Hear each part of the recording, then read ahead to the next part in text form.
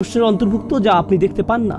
আর এই অসাধারণ সূরাটিতে যখন আমি এবং আপনি আল্লাহর থেকে দূরে সরে আসি, যখন আমি এবং আপনি আল্লাহর বিরুদ্ধে বিদ্রোহ করি এবং সবচেয়ে জঘন্য অপরাধটি করি, আল্লাহর প্রতি অকৃতজ্ঞতা দেখাই, তখন কার ওয়াসওয়াসা আমরা অনুসরণ করি?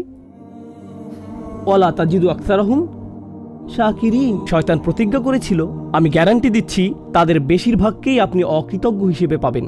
তার কাজই হচ্ছে আমাদেরকে অকৃতজ্ঞ বানানো, তার কাজই হচ্ছে আমাদেরকে বেখেয়াল রাখা আল্লাহ আমাদেরকে যে অনুগ্রহ করেছেন তা থেকে। এটাই সে সব সময় করে যাচ্ছে ওয়াসওয়াসার মাধ্যমে। এজন্যই আল্লাহ উভয়কে উদ্দেশ্য করে বলেছেন, মনে রাখবেন যে আপনি একা নন, কেউ একজন আছে, শয়তান আপনার চারপাশে আছে, যার সার্বক্ষণিক দায়িত্ব হলো আপনাকে ভুলিয়ে দেয়া, যার মানে আপনাকে আধ্যাত্মিকভাবে সবসময় যুদ্ধ করে যেতে হবে, সেই অদৃশ্য যুদ্ধ। আর আমাকে এবং আপনাকে সবসময় এটা মনে রাখতে হবে, কারণ এই অদৃশ্য শক্তি চায় যে আমরা ভুলে যাই, সে চায় যে আমরা দায়িত্বে অবহেলা করি। অমা আনসানিহু ইল্লা শাইতানু আন আযকুরাহু। আমি ভুলিনি, কিন্তু শয়তান সক্ষম হয়েছিল আমাকে ভুলিয়ে দিতে। আমাদের উপর শয়তানকে কোনো শক্তি দেওয়া হয়নি, শুধু একটি শক্তি দেওয়া হয়েছে, সে আপনাকে ভুলিয়ে দিতে পারে।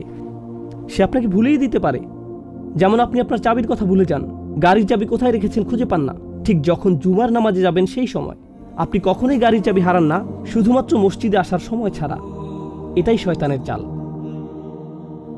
আল্লাহ আমাদেরকে রক্ষা করুন শয়তানের ওয়াসওয়াসা থেকে। আল্লাহ আমাদেরকে সত্যিকার অর্থে কৃতজ্ঞ বান্দা হওয়ার তৌফিক দান করুন। অনেক তরুণ যুবকদের ক্ষেত্রে, যেহেতু সামনেই 31st নাইট, এটা লোভনীয় একটা সময়।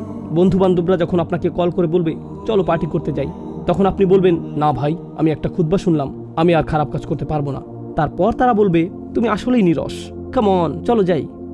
আপনার বন্ধু বান্ধব এরকম বলবে। ঠিক ওই মুহূর্তে আপনাকে চারপাশে তাকিয়ে দেখতে হবে যে কাকে আপনি অনুসরণ করছেন।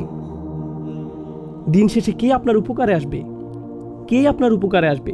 আল্লাহর পথে চলা কি আপনার উপকারে আসবে, নাকি এই বন্ধুদের সঙ্গ আপনার উপকারে আসবে, যারা আপনাকে বলছে কিছুক্ষণের জন্য ভুলে থাকতে? আমি জানি তোমার মনের মধ্যে এটা আছে, কিন্তু কিছুক্ষণের জন্য ভুলে থাকো। তোমার বিবেকবোধকে শুধু ঘুম পাড়িয়ে রাখো। আসো এখন কিছুটা ফুর্তি করে নিই, এরপরে আবার বিবেককে জাগিয়ে তুলতে পারবে। ওয়াতাকুনু মিন বাদিহি কওমান সালিহিন। তুমি ভালো মানুষ হতে পারবে পরে, এখন সময় হলো পার্টি করার। আপনি যদি যুদ্ধ করে এই প্ররোচনার বিরুদ্ধে জয়ী হতে পারেন, আল্লাহর কসম, আপনি সবচেয়ে বড় যুদ্ধে জয়লাভ করেছেন। আপনি নিজেকে জয় করেছেন।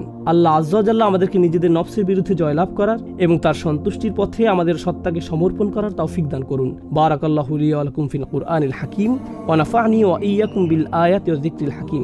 যতটা সম্ভব সামনে চলে